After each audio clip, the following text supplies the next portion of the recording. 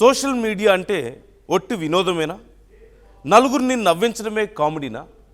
అసలు నవ్వుల వెనక దాగున్న వికృత చేష్టలు ఎటు దారి తీస్తున్నాయి? ఓవైపు దేశమంతా విమెన్ ఎంపవర్మెంట్ గురించి మాట్లాడుతుంటే, మరోవైపు ఒక మహిళ ఆత్మగౌరవాన్ని కేవలం 370 రూపాయలతో పోల్చే దుస్థితికి దిగజారారు కొందరు. ఇప్పుడు సోషల్ మీడియాను షేక్ చేస్తున్న ఒకే ఒక కాంట్రవర్సీ 370 రూపీస్ బిర్యానీ వివాదం.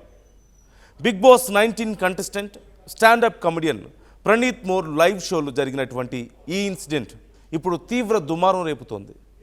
అసలు ఏంటి ఆ వివాదం? నెటిజన్లు ఎందుకు ఇంతలా ఫైర్ అవుతున్నారు? అసలు ఆ షోలో ఏం జరిగిందో మీరే చూడండి. वो कहती क्या क्या खिलाओगे? मैं तू बता क्या खाएगी? हाँ। तो हमने चिकन बिरयानी खाई, वो भाई होगी 360-370 रुपए की। फिर वो कहती घर छोड़ाओ। मैं यार 370 रुपए लगे हैं, मैं वसूल तो करूँगा मैं। पीक गुड़गांव कंटेंट खा गई मेरे वैसे। तो क्या हुआ? तो मैं सोच रहा हूँ यार अगर रूम पे ले जाऊँ ऑकवर्ड लगेगा कि पहले दिन ही मांग रही ले रही मांग रही मतलब मांग रहा। तो मेरे को ध्यान आया कि हमारे वहाँ एक पार्क है। पार्क है, गार्डन। वो ना अंधेरा, उसमें बहुत अंधेरा रहता है कि दिखता ही नहीं कुछ। हाँ। तो मैंने कहा चल थोड़ी देर पार्क में बैठते हैं, टाइम स्पेंड करते हैं। हाँ। थोड़ी देर कहती नहीं चलते हैं। मैं कहा यार आधा घंटा बस। तो हम गए, वो कहती क्या क्या खिलाओगे? मैं तू बता क्या खाएगी?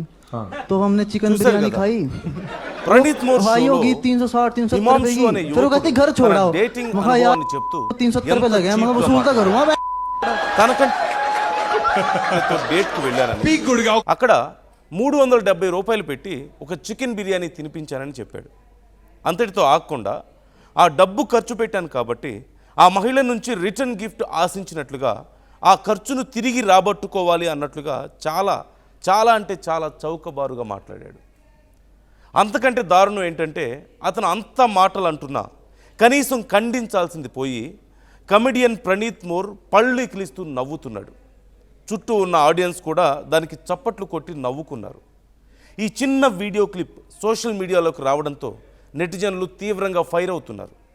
కేవలం 370 రూపాయల బిర్యానీ కొనిపెడితే మహిళను వస్తువులా వాడుకుంటారా అంటూ ప్రణీత్ మోర్ హిమాంశు ఇద్దరిపై కూడా విరుచుకుపడుతున్నాడు.